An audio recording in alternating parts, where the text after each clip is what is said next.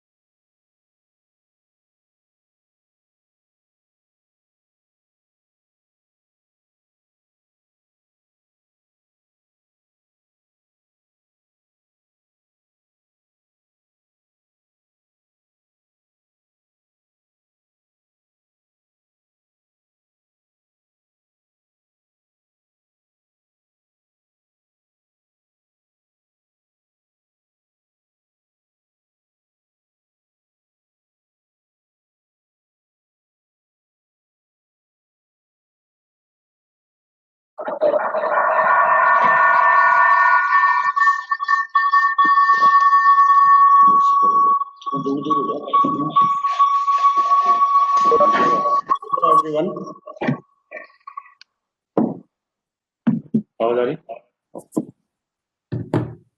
I, on behalf of Principal SK Government Girls College Sikar and Department of Chemistry, SK Government Girls College Sikar, welcome to today's speaker, Dr. Anil Saxena ji, HOD Department of Chemistry, Loya College, Churu, and all the participants. We are feeling proud that we are going to organize first webinar of our chemistry department. So again, I welcome all of you. As you all know, Dr. Anil Saxena ji is working in Government Loya College, Churu, and working as a HOD, Associate Professor. He has 10 publications in his name, all published in international journals. He is PhD from Rajasthan University and also research guide. So without taking much more time, I call Mr. Saxena ji to deliver his speech on thermodynamics. Please, Saxena ji.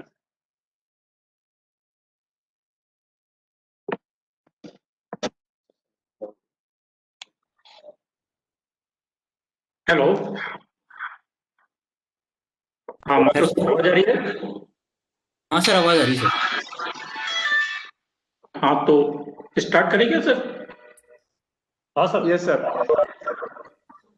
तो एक बार screen share करता हूँ मैं, एक बार देख के बताइएगा। 1 minute रुकिए सर, मैं ऑप्शन दे देता हूँ स्क्रीन शेयर का।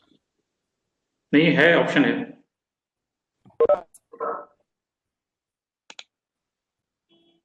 आया क्या?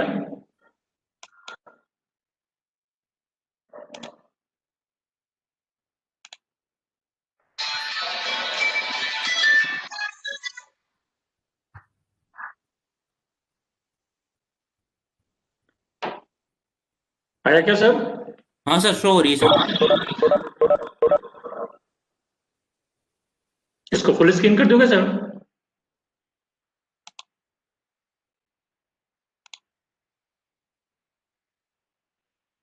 अब ठीक है सर?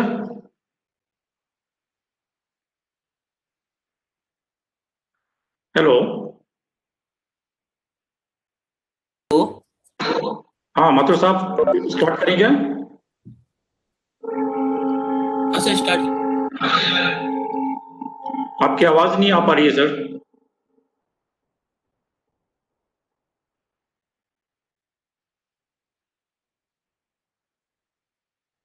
हेलो,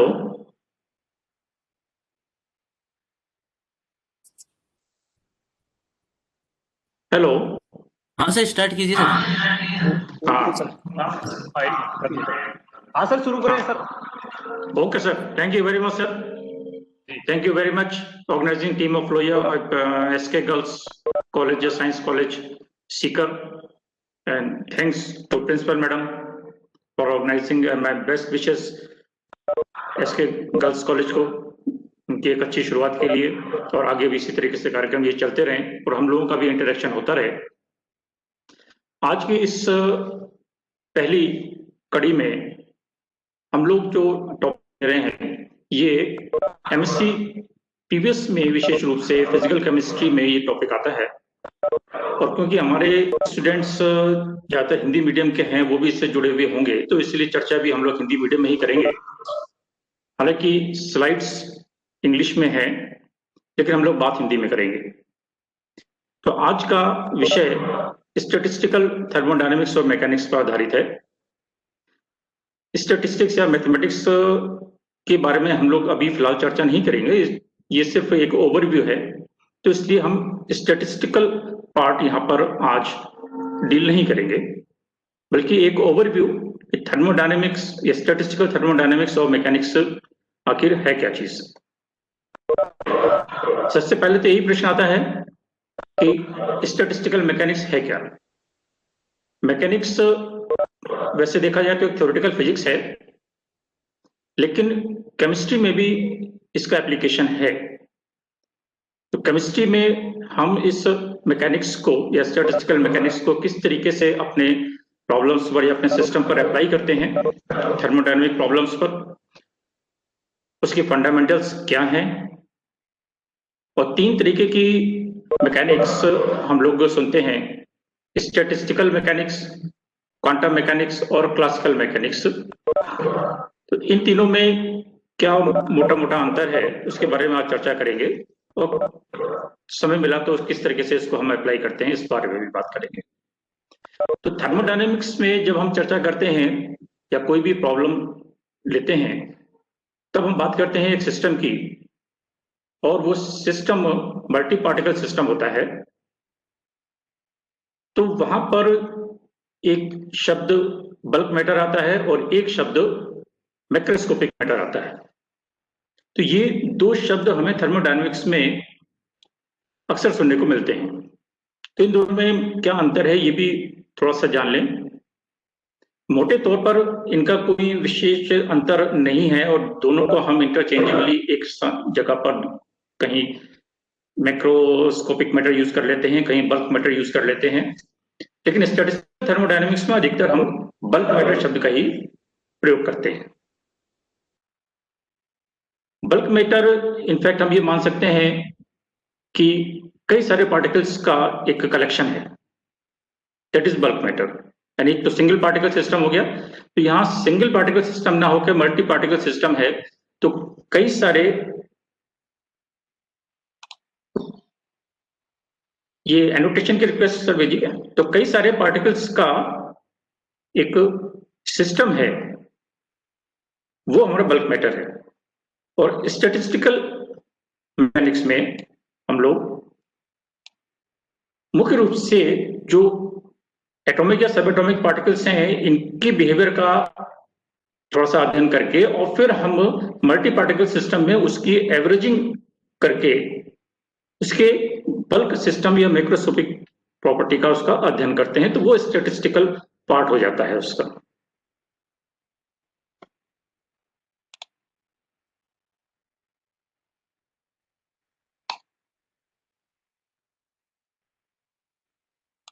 ये स्लाइड आगे नहीं बढ़ पा रही है सर, ये क्या?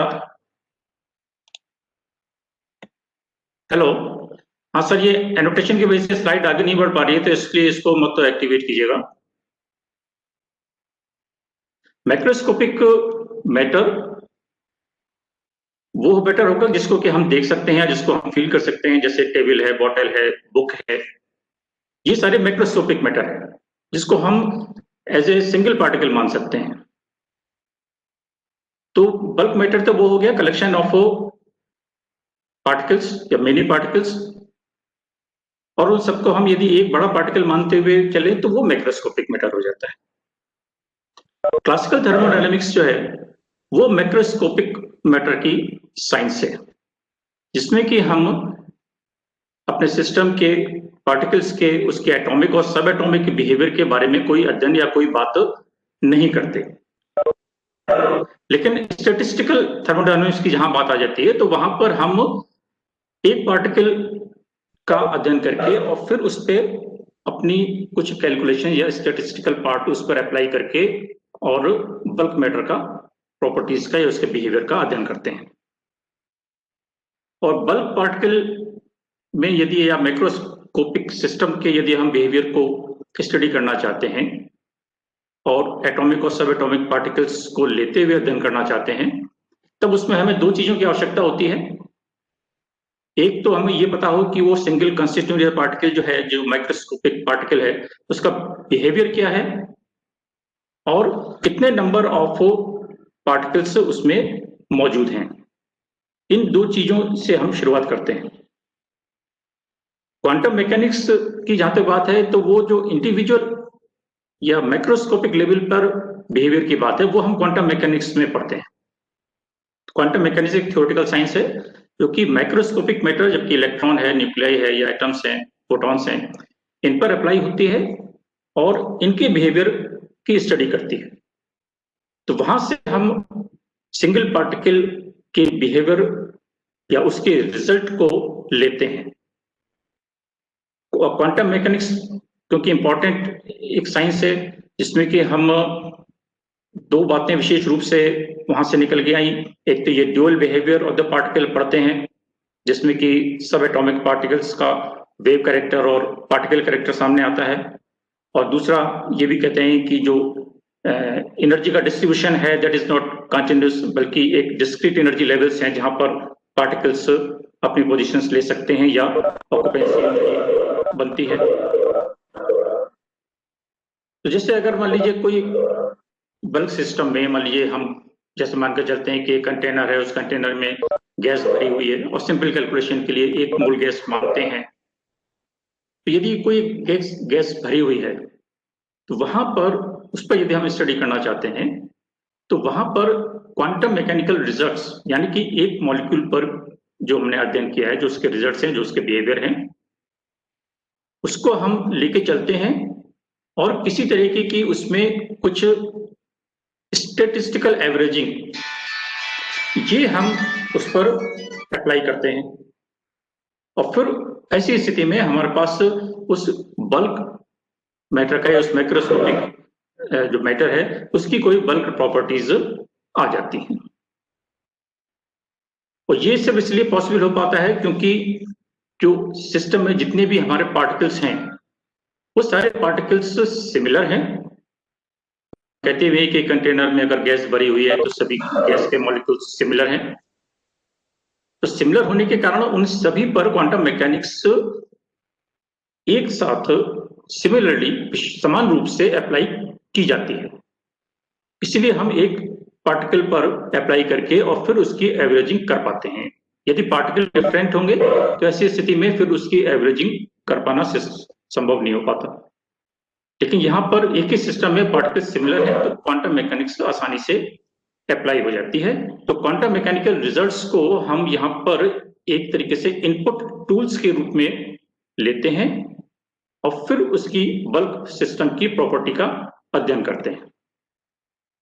तो जो मेन डिफरेंस इन तीनों में हो गया कि क्वांटम मैकेनिक्स एक माइक्रोस्कोपिक मैटर की साइंस है जिसमें कि हम एटॉमिक और सब एटॉमिक पार्टिकल्स का अध्ययन करते हैं, और स्टैटिस्टिकल मैकेनिक्स बल्क मैटर की एक साइंस है जिसमें कि हम सिंगल पार्टिकल की कैरेक्टरिस्टिक या उसके बिहेवियर को लेकर और एवरेजिंग करके कैलकुलेशंस करके और बल्क सिस्टम की प्रॉपर्टीज या उसके बिहेवियर का अध्ययन करते हैं। और क्लासिकल मैकेनिक्स से मैक्रोस्कोपिक मैटर पर अप्लाई की जाती है। वहां पर इंटरनल कंपोजिशन या इंटरनल स्ट्रक्चर या उसके इंडिविजुअल पार्टिकल बिहेवियर का ध्यान नहीं रखा जाता। अब यदि हम थर्मोडायनामिक्स की बात करते हैं तो थर्मोडायनामिक्स में मुख्य रूप से जो हमारी प्रॉपर्टीज जिनके बारे में हम चर्चा करते हैं, volume, pressure, temperature, heat capacities, ये सारी हम जनरली कैलकुलेट करते हैं, जो कि इंडिविजुअल पार्टिकल पर डिपेंड नहीं करती या उनके मोशन पर डिपेंड नहीं करती, बल्कि हम सारे पार्टिकल्स को एक साथ लेकर यानी एवरेजिंग करके हम स्टडी करते हैं, तब इन सारी प्रॉपर्टीज का अध्ययन कर पाते हैं। तो quantum mechanical results single particle का और उस पर एप्लीकेशन स्टैटिस्टिकल कैलकुलेशंस का या स्टैटिस्टिकल बिहेवियर, इन दोनों को जब हम मिला देते हैं तब इसके रिजल्ट वही निकल कर आते हैं जो कि क्लासिकल थर्मोडायनामिक्स से हमको प्राप्त होते हैं। अर्थात हमारे पास यहाँ पर एक और दूसरा मीडिया आ गया कि क्लासिकल थर्मोडायनामिक्स से जो हमारे पास रिजल्ट आ रहे हैं उसको हम दूसरी तरीके से भी प्राप्त कर सकते हैं कि सिंगल पार्टिकल पर उसके बिहेवियर को देखें और फिर उसके बाद उसमें स्टैटिस्टिकल एवरेजिंग लगाएं। तो ये जो हमारी दूसरी सेकंड अप्रोच है, ये अप्रोच स्टैटिस्टिकल थर्मोडायनामिक्स की होती है। ये थोड़ा सा डिफरेंस है क्लासिकल थर्मोडायनामिक्स में और स्टैटिस्टिकल थर्मोडायनामिक्स में। तो स्टैटिस्टिकल थर्मोडायनामिक्स इसको हम कह सकते हैं कि calculates the properties of bulk system by taking statistical average of microscopic behaviour.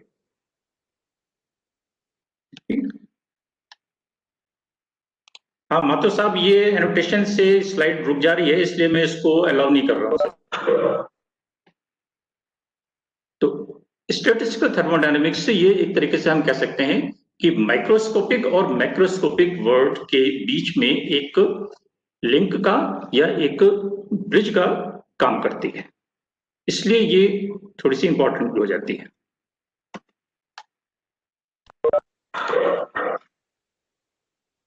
और लेकिन जब भी हम थर्मोडायनेमिक कैलकुलेशंस की बात करते हैं या प्रॉपर्टीज का अध्ययन करते हैं तो उसमें हम एक चीज मान के चलते हैं कि हमारा सिस्टम इक्विलिब्रियम में होता है। तो ये इक्विलिब्रियम वाली जो हमारी कंडीशन है, ये क्लासिकल थर्मोडायनेमिक्स और स्टैटिस्टिकल थर्मोडायनेमिक्स इन दोनों में बराबर रूप से लागू होती है।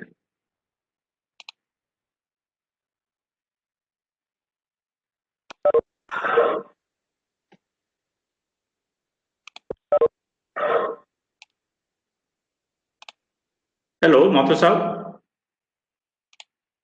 हाँ माथुर साहब सुन रहे हैं क्या? हाँ माथुर साहब सुन रहे हैं क्या? हाँ सर, हाँ सर। हाँ सर, ये एनोटेशन आ रहा है, इसकी रिक्वेस्ट आ रही है, इसको प्लीज मत कीजिए, स्लाइड्स रुक जाती हैं इससे। रिक्वेस्ट है। हाँ Okay, एनोटेशन मत कीजिएगा। एनोटेशन आ रहा है। हाँ वो एनोटेशन कहीं से आ रहा है तो उसकी वजह से वो स्लाइड्स रुक जाती हैं, फिर आगे नहीं चलती। ठीक है सर, ठीक, ओके। हाँ, तो थर्मोडायनेमिक्स में क्योंकि हम इक्विलिब्रियम वाली पोजीशन पर थर्मोडायनेमिक कैलकुलेशंस करते हैं, ये क्लासिकल थर्मोडायनेमिक्स और स्टैटिस्टिकल थर्मोडायनेमिक्स दोनों ही इक्विलिब्रियम पोजीशन पर बराबर से लागू होती है। तो इसलिए हमें कोई प्रॉब्लम नहीं होती। तो हम ये कह सकते हैं कि जो हमारी एक प्रॉब्लम है, जो हमारा एक सिस्टम है, उस पर अपनी प्रॉब्लम को सॉल्व करने के लिए हमारे पास दो रूट हो जाते हैं या दो डिफरेंट अप्रोचेस हैं एक ही प्रॉब्लम का सॉल्यूशन पाने के लिए, और दोनों के लिए ही रिजल्ट सिमिलर आता है। तुम चाहे क्लासिकल स्टैटिस्टिकल मैकेनिक्स यूज कर लें, चाहे स्टैटिस्टिकल मैकेनिक्स यूज कर लें, सिर्फ करने का तरीका दोनों का अलग है और दोनों ही एक्सपेरिमेंटल बेस पर हैं।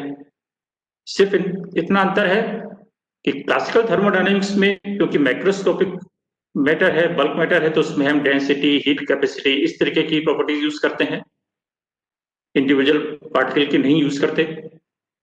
और स्टैटिस्टिकल थर्मोडायनेमिक्स जब हम लेते हैं तब उसमें इंडिविजुअल मॉलिक्यूल्स जैसे इसकी बॉन्ड लेंथ, सिमेट्री, इन सब के बारे में इनको लेकर और फिर उसकी एवरेजिंग करते हैं। सर एनोटेशन की रिक्वेस्ट बार बार आ रही है, इसकी वजह से प्रॉब्लम हो रही है। इस तरीके से हम इसको फ्लो चार्ट में एक तरीके से इसको समराइज कर सकते हैं कि क्वांटम मैकेनिक्स एक थ्योरेटिकल साइंस है लेकिन मैक्रोस्कोपिक मैटर के लिए है, जहां पर डिस्क्रीट एनर्जी लेवल की हम बात करते हैं और पार्टिकल और वेव नेचर के बारे में बात करते हैं। और लेकिन उसको यदि हम अपने सिस्टम पर अप्लाई करें और एवरेजिंग करें, स्टैटिस्टिकल कैलकुलेशन करें, तो वो स्टैटिस्टिकल थर्मोडायनेमिक्स हो जाती है बल्क मैटर की। और मैक्रोस्कोपिक मैटर के लिए हम क्लासिकल थर्मोडायनेमिक्स यूज करते हैं। तो यहां पर हम बात स्टैटिस्टिकल थर्मोडायनेमिक्स की कर रहे हैं। अब बात करते हैं कि इसकी फंडामेंटल्स क्या हैं। यदि हम कोई स्टैटिस्टिकल ट्रीटमेंट या मैकेनिकल ट्रीटमेंट अपने बल्क सिस्टम पर करना चाहें तो उसके लिए ये आवश्यक है कि हमको पता हो कि उस सिस्टम के जो पार्टिकल्स हैं उनका नेचर क्या है, नेचर ऑफ पार्टिकल का पता होना जरूरी है।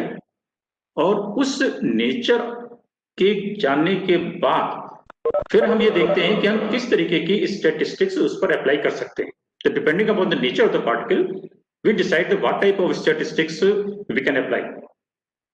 और यहां पर तीन तरीके की स्टैटिस्टिक्स अप्लाई की जा सकती हैं या करते हैं, और उस आधार पर इनको तीन नामों से हम लोग जानते हैं: Maxwell Boltzmann statistics, Bose-Einstein statistics और फर्मी-डीरेक स्टैटिस्टिक्स। तो तीनों से ही रिजल्ट हमारा सेम निकलेगा, लेकिन इनके लागू करने का या इनकी अप्रोच तीनों की डिफरेंट है। तीनों ही तरीके की स्टैटिस्टिक्स हम किसी भी सिस्टम पर बराबर रूप से लागू कर सकते हैं, और उसको लागू करने के लिए या उसको अप्लाई करने के लिए नेचर ऑफ पार्टिकल, जैसे मैंने कहा, पता होना ही चाहिए।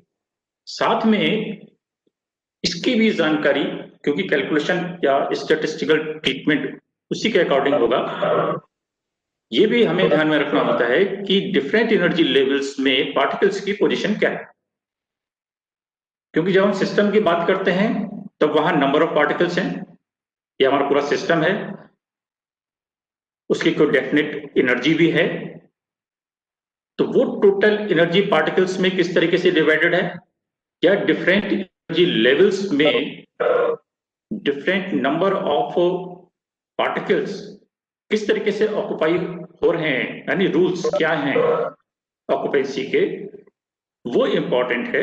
और उसी आधार पर ये हमारे 3 तरीके की स्टैटिस्टिक्स हो जाती है। ये 2 चीजें हमें ध्यान में रखनी होती हैं मेन, कि पार्टिकल का nature and rules governing the filling of various energy level, that is occupancy. इन 2 चीजों के आधार पर ये 3 तरीके की स्टैटिस्टिक्स है। क्लासिकल स्टैटिस्टिक्स और क्वांटम स्टैटिस्टिक्स ये 2 हैं। तो इसमें से क्लासिकल स्टैटिस्टिक्स में जैसे हमने कहा कि वो इंटरनल स्ट्रक्चर का ध्यान नहीं रखती है या उसमें हम कंसिडर नहीं करते, और क्वांटम स्टैटिस्टिक्स में हम इंटरनल स्ट्रक्चर को ही ध्यान में रखते हैं। तो मैक्सवेल बोल्ट्जमैन स्टैटिस्टिक्स जो है ये क्लासिकल स्टैटिस्टिक्स का एग्जाम्पल है या उसके अंतर्गत आती है, जबकि क्वांटम मैकेनिक्स में या इसको ध्यान में रखते हुए क्वांटम मैकेनिकल रिजल्ट्स को यूज करते हुए जो स्टैटिस्टिक्स हैं वो फर्मी डिरेक और बोस-आइंस्टीन स्टैटिस्टिक्स हैं। तो ब्रॉडली 2 कैटेगराइजेशन हो गया, क्लासिकल स्टैटिस्टिक्स और क्वांटम स्टैटिस्टिक्स का।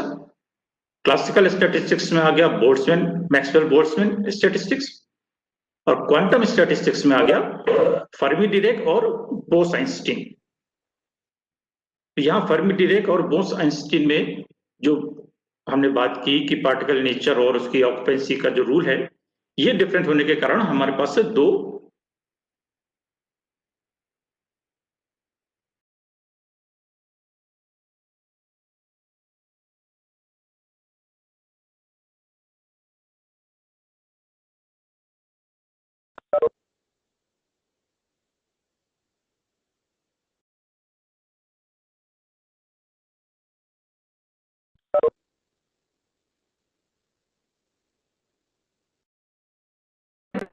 पार्टिकल्स हमारे सिस्टम के सारे डिस्टिंग्विशेबल माने गए हैं, अर्थात जितने भी पार्टिकल्स उसमें हैं चाहे वो असंख्य संख्या में हो, वो सारे पार्टिकल्स डिफरेंट हैं। अब डिफरेंट वाली जो स्थिति आती है, जैसे हम कहते हैं कि एक सिलेंडर या कोई एक कंटेनर है जिसमें गैस भरी हुई है, तो सामान्यतः हम कहते हैं कि सभी पार्टिकल्स सेम हैं। तो सभी पार्टिकल्स यदि सेम है तो फिर हम यहाँ कैसे कह रहे हैं कि वो डिस्टिंग्विशेबल है? तो उसके लिए हम यहाँ पर ये मान के चलते हैं या ये लेते हैं कि ठीक है उनके प्रॉपर्टीज तो सेम है, लेकिन उस कंटेनर में उनकी पोजीशन डिफरेंट है पार्टिकल्स की, उनका पाथ या उनकी ट्रेजेक्टरी डिफरेंट है, इसलिए वो उनको डिस्टिंग्विशेबल माना गया है।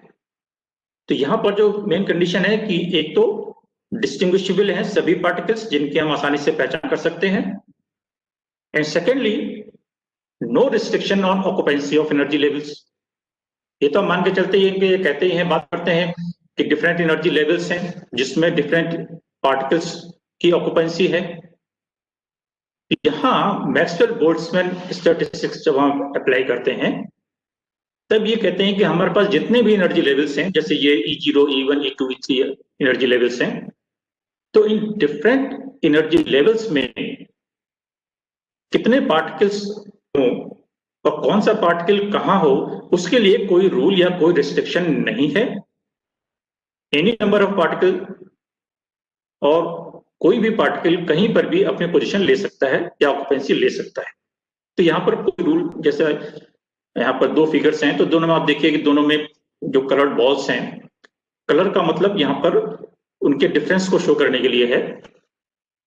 तो फर्स्ट और सेकंड में आप देखिए इसमें नंबर ऑफ पार्टिकल्स या डिफरेंट है, तो यहाँ पर वो रूल लागू नहीं होता।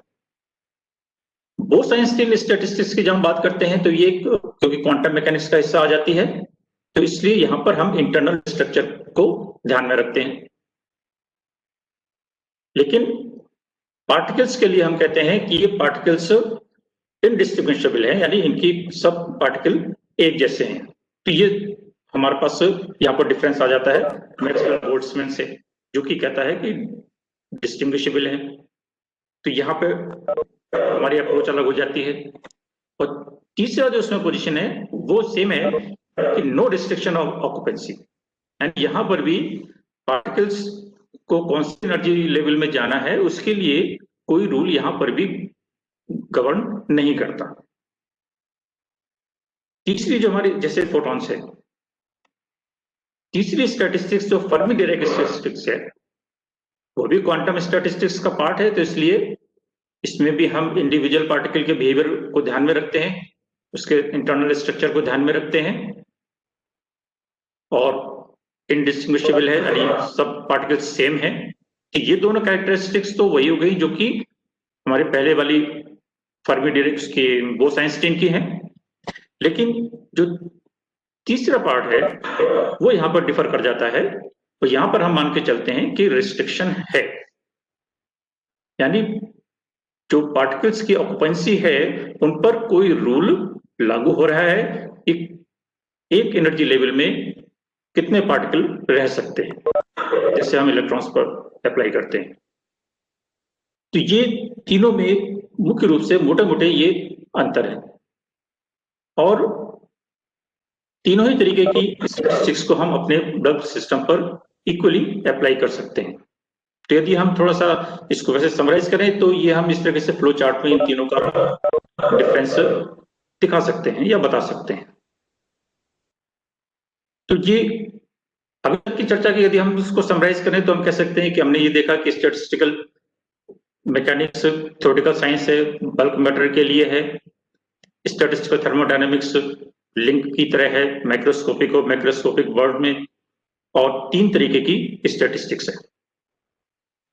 अब यदि हम मैक्सवेल बोल्ट्जमैन स्टैटिस्टिक्स की कैरेक्टरिस्टिक्स के बारे में बात करें थोड़ी सी और डिटेल में, तो क्लासिकल स्टैटिस्टिक्स है, डिस्टिंग्विशेबल है, और कोई रिस्ट्रिक्शन ऑक्यूपेंसी के लिए अलाउड नहीं है या लागू नहीं है, ये बात हम कर चुके।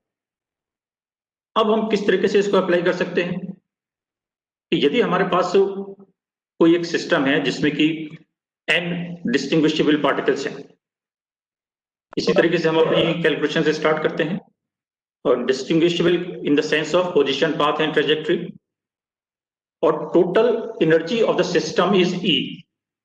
थर्मोडायनामिक्स में जब भी हम कैलकुलेशंस करते हैं या कोई भी अपना प्रॉब्लम का सॉल्यूशन लेते हैं तो सबसे पहले यही दो चीजें लिखते हैं कि system containing how many number of moles या n नंबर ऑफ पार्टिकल्स या n number of moles and total energy of the system is E।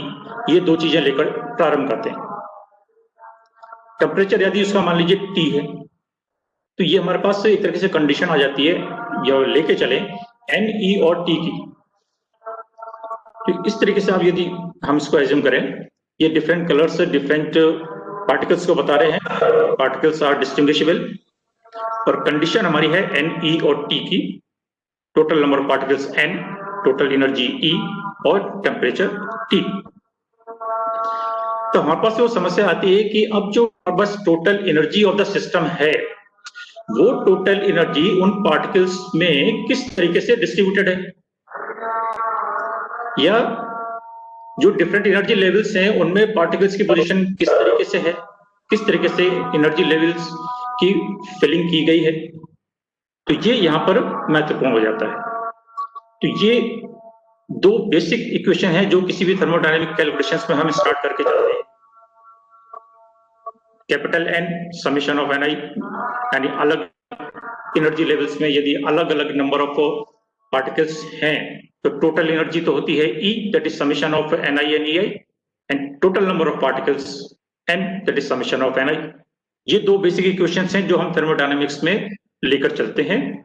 और थर्मोडायनामिक्स की एक विशेष बात है, खास बात है जो मैंने नोट की है, जब भी हम कोई कैलकुलेशंस करते हैं तो वो बिल्कुल बेसिक इक्वेशन से उसको स्टार्ट करते हैं। अब इससे अधिक बेसिक इक्वेशन नहीं हो सकती, तो इसलिए यदि कोई इसको समझना चाहे कैलकुलेशंस को तो वो मुश्किल नहीं है, क्योंकि इसकी स्टार्टिंग हम बिल्कुल बेस से करते हैं सारी कैलकुलेशंस को, और फिर धीरे धीरे करके उसमें स्टैटिस्टिकल एप्लीकेशंस या मैथमेटिकल एप्लीकेशंस लागू करते हैं। तो ये दो बेसिक क्वेश्चंस हैं जो लागू की जाती हैं। अब क्योंकि यहाँ पर हम कह चुके हैं कि ऑक्यूपेंसी के लिए कोई भी लिमिट नहीं है, किसी भी एनर्जी लेवल में कितने भी पार्टिकल हो सकते हैं, लेकिन फिर भी कैलकुलेशंस की जाती हैं तो ये एक कंडीशन लगाई जाती है कि डेंसिटी बहुत कम है, डेंसिटी कम है तो पार्टिकल्स की संख्या कम है, और टेम्परेचर बहुत हाई है तो भी पार्टिकल्स बहुत दूर दूर हैं। तो ऐसी स्थिति में ये हम मान लेते हैं कि एक एनर्जी लेवल में एक पार्टिकल है। तो ये दो कंडीशन हम यहाँ पर लागू करके चलते हैं। अब अगर ये एग्जाम्पल लें कि टोटल पार्टिकल्स 4 हैं और उस सिस्टम की टोटल एनर्जी है 3E और वो T टेम्परेचर वाला सिस्टम है।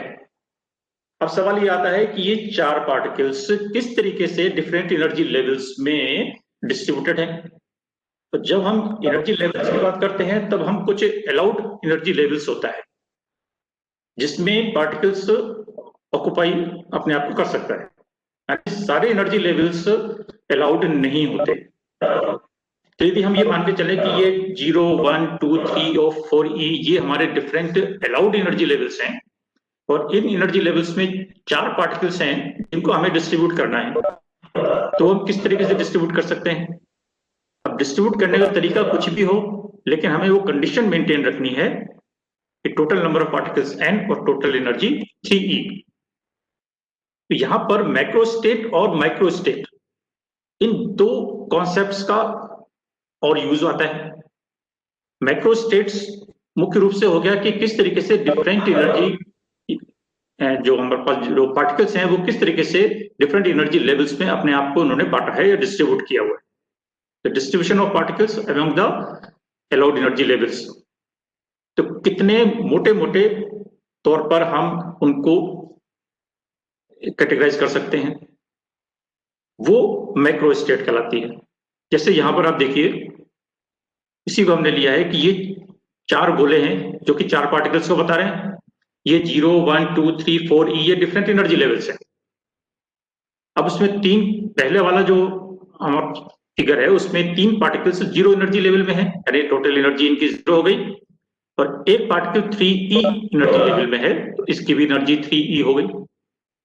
कंडीशन मेंटेन हो गई, टोटल पार्टिकल्स 4 हैं और एनर्जी 3E है। सेकंड पोजीशन आप आइए, सेकंड फिगर देखिए, तो यहाँ पर 0E में 2 पार्टिकल्स हैं, 1E में 1 है और 2E में 1 है। तो ऐसे केस में यहाँ पर भी 1 + 2 यानी 3E इसकी एनर्जी हो गई, पार्टिकल 4 हैं। और तीसरे फिगर में तीसरी जो प्रोबेबिलिटी है कि 0 लेवल में 1 पार्टिकल है और 3 पार्टिकल 1E एनर्जी लेवल में है, तो यहाँ पर भी इसकी टोटल एनर्जी 3E बन जाती है। तो इन तीनों ही स्थिति में हमारी कंडीशंस मेंटेन है, total energy 3E and number of particles 4 और टेम्परेचर T। तो ये 3 जो डिफरेंट इनके तरीके हैं या प्रोबेबिलिटीज हैं कि डिस्ट्रीब्यूशन की, ये मैक्रो स्टेट्स कहलाती हैं। तो यहां पर हम कहेंगे कि ये 3 मैक्रो स्टेट्स यहां पर हमको मिलती हैं। तो ये तो मैक्रो स्टेट का कॉन्सेप्ट हो गया। अब माइक्रो स्टेट्स की जहां पे बात आती है तो उसमें आता है कि एक, जैसे पहला वाला आप देखिए तो पहले वाले में 4 पार्टिकल्स हैं। अब ये चारों पार्टिकल्स इस एक मैक्रो स्टेट में ये चारों आपस में इनका भी इंटरनल रीअरेंजमेंट हो सकता है, यानी पोजीशन वही रहेगी कि एक 3A में, 3E में और 3 0 में, लेकिन इनका इंटरनल रीअरेंजमेंट हो सकता है। तो कई सारी माइक्रो स्टेट्स इस एक मैक्रो स्टेट के अंतर्गत हो सकती है। तो वो भी हमें देखना होता है कि कितनी तरीके से कोई सिस्टम उस मैक्रो स्टेट को, एक पर्टिकुलर मैक्रो स्टेट को प्राप्त कर सकता है। ये जैसे हमारी पहली वाली पोजीशन है, इस पोजीशन को यदि हम देखें कि इसकी मैक्रो स्टेट कितनी बनती है, तो यहां पर देखिए बॉल्स को थोड़ा सा कलर कर दिया गया है, सिर्फ ये बताने के लिए क्योंकि हमने कहा है कि पार्टिकल्स आर डिस्टिंग्विशेबल। तो चारों पार्टिकल्स क्योंकि डिफरेंट हैं, तो ये 4 तरीके हो सकते हैं। एक में देखिए नीली बॉल है, एक में लाल है, एक में हरी है, काली है।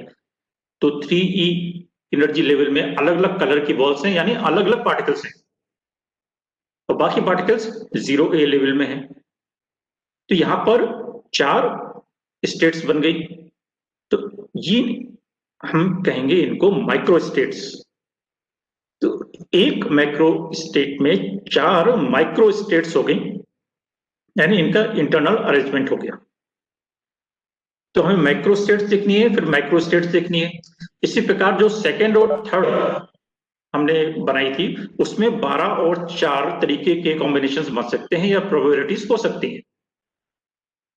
तो एक माइक्रो स्टेट में कई सारी माइक्रो स्टेट्स पॉसिबल हैं, और उस माइक्रो स्टेट कितनी होंगी उनका नंबर पता करने के लिए भी एक इक्वेशन या एक रिलेशन दिया गया। यहां पर जो W है वो थर्मोडायनेमिक प्रोबेबिलिटी है, लेकिन ये थर्मोडायनेमिक नाम इसका जरूर थर्मोडायनेमिक प्रोबेबिलिटी है इनफैक्ट, लेकिन ये जो मैथमेटिक्स में थर्मोडायनेमिक प्रोबेबिलिटी यूज की जाती है वो थर्मोडायनेमिक प्रोबेबिलिटी नहीं है, बल्कि ये नंबर ऑफ माइक्रो स्टेट्स को बताती है। तो W यहां पर नंबर ऑफ माइक्रो स्टेट्स है, नंबर ऑफ माइक्रो स्टेट्स जो कि किसी एक माइक्रो स्टेट में पॉसिबल है, उसको यहां पर डिफाइन किया गया है, और ये इस रिलेशन से हम निकाल सकते हैं W से। तो ये देखिए पहली स्टेट के लिए निकाली है 4 निकली है, और दूसरी स्टेट के लिए निकाली है तो 12 निकली है। अब यहाँ पर क्योंकि हमने 4 ही पार्टिकल्स लिए हैं, लेकिन नंबर ऑफ पार्टिकल्स बहुत अधिक होते हैं, तो ऐसे केस में ये थोड़ा सा और कॉम्प्लिकेटेड हो जाता है।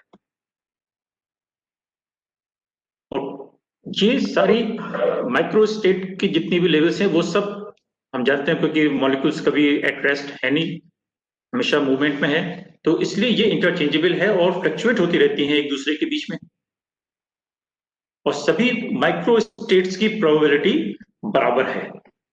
तो हम यहाँ पर ये देखने का प्रयास करते हैं कि मैक्रो स्टेट्स कितनी है, माइक्रो स्टेट्स कितनी है, और किस मैक्रो स्टेट में maximum number of micro states हैं,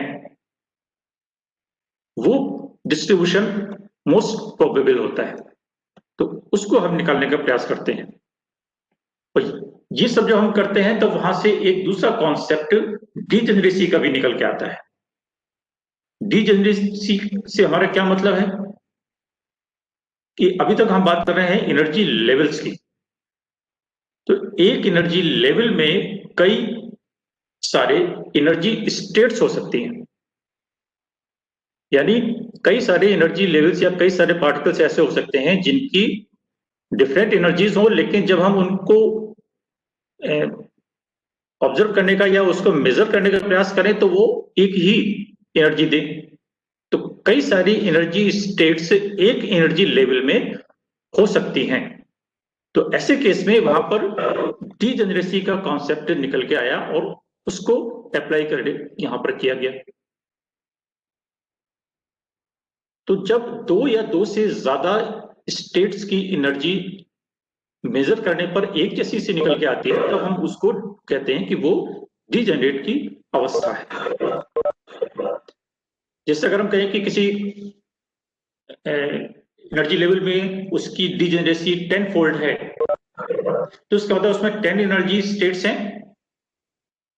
एक एनर्जी लेवल में 10 एनर्जी स्टेट्स हैं, 10 तरीके की इसकी वेव इक्वेशंस या वेव फंक्शंस उसके लिखे जा सकते हैं।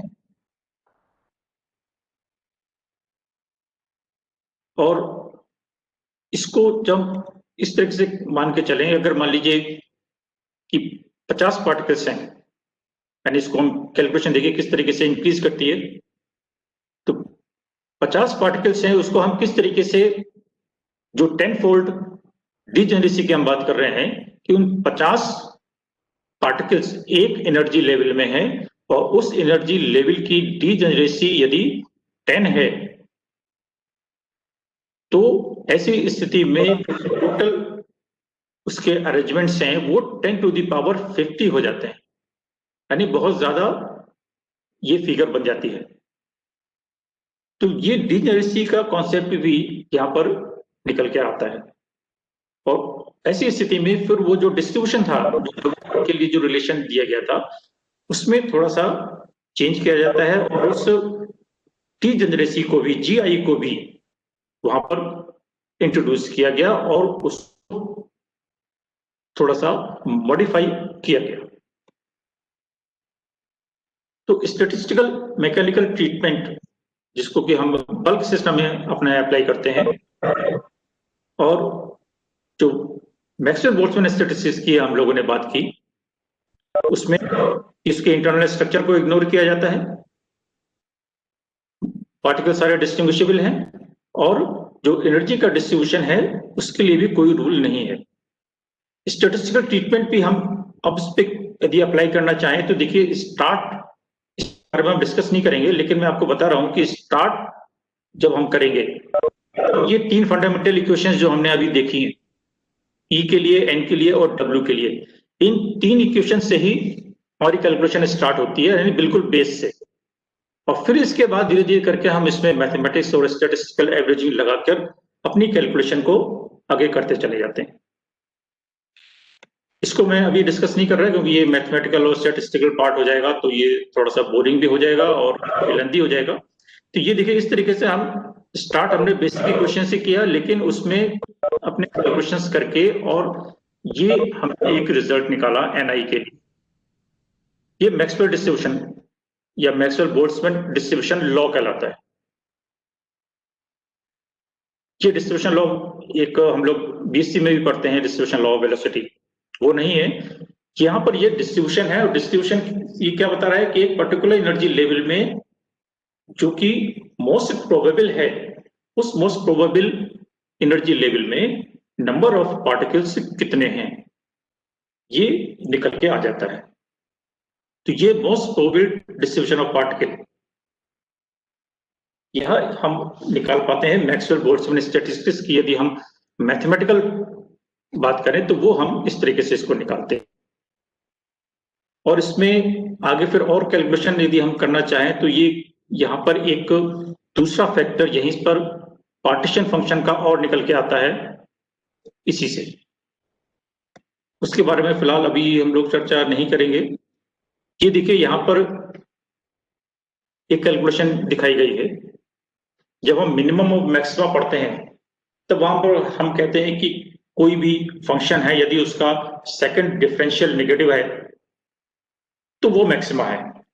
तो यहाँ पर वो कैलकुलेशन करके वो भी दिखाया गया कि ये जो W है यानी नंबर ऑफ जो डिस्ट्रीब्यूशन है उसका सेकंड डिफरेंशियल नेगेटिव आता है। ऐसी स्थिति में हम कह सकते हैं कि ये मोस्ट प्रोबेबल डिस्ट्रीब्यूशन है। तो वो कैलकुलेशन हम मैक्सवेल बोल्ट्जमैन से कर पाते हैं।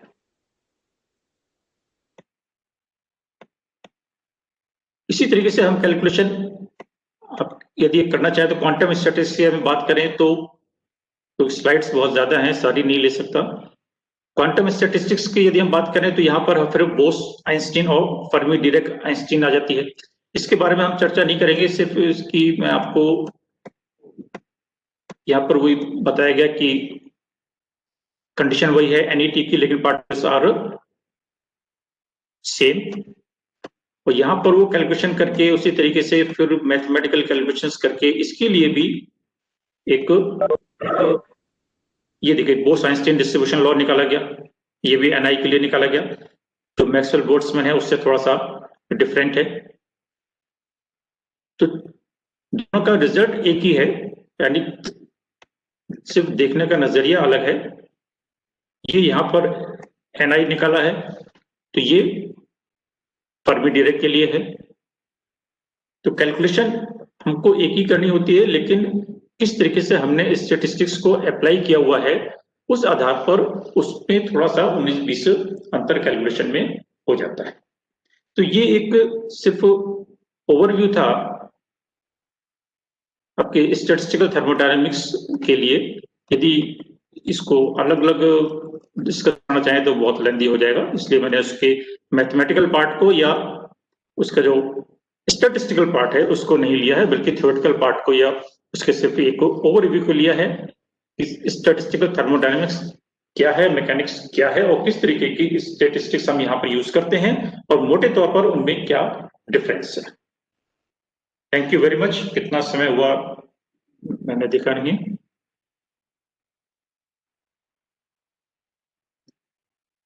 हेलो माथुर साहब।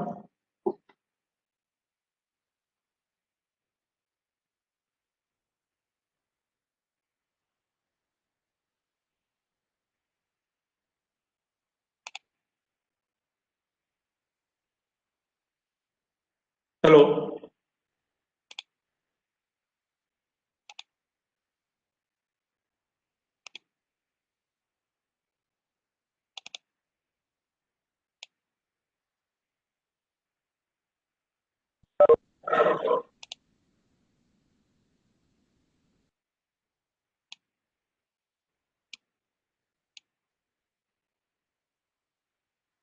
Hello.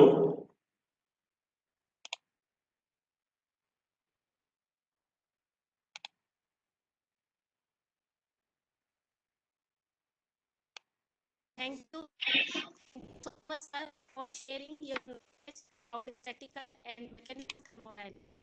This topic providing between classical thermodynamics and quantum mechanics.